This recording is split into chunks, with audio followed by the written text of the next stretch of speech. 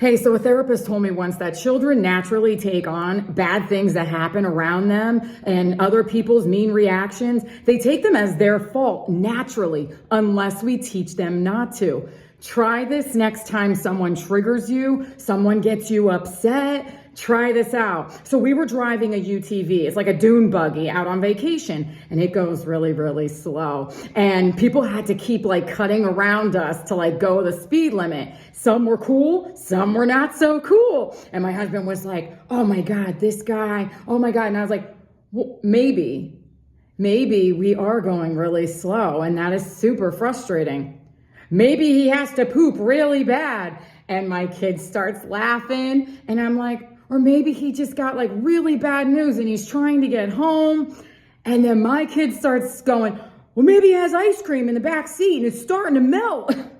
And we kept going back and forth on maybe this is what's going on in the other person's life. What this does is two different things.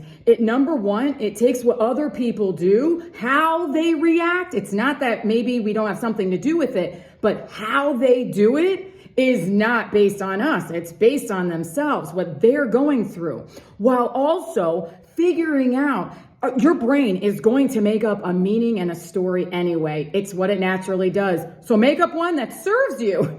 So if we say what might be happening in someone else's life, even if it's not true, it brings in empathy and compassion. And what it does, two different things, it allows you to stay in your joy and contentment instead of getting pulled down into their BS, while also allowing us to see them with more compassionate eyes.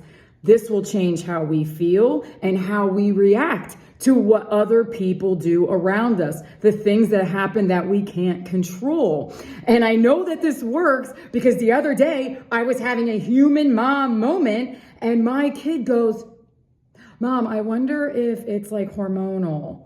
He is 7. He is 7.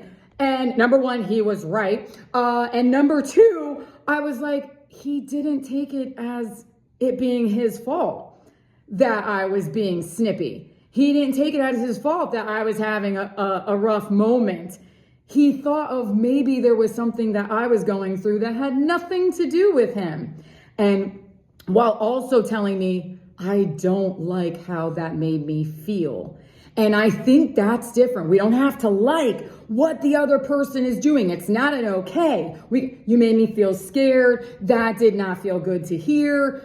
And then what might the other person be going through that made them do it that way, so that we're not taking ownership, we're not getting pulled into it with them, and that we can see them with eyes that can actually help us and them feel better. I hope this helps.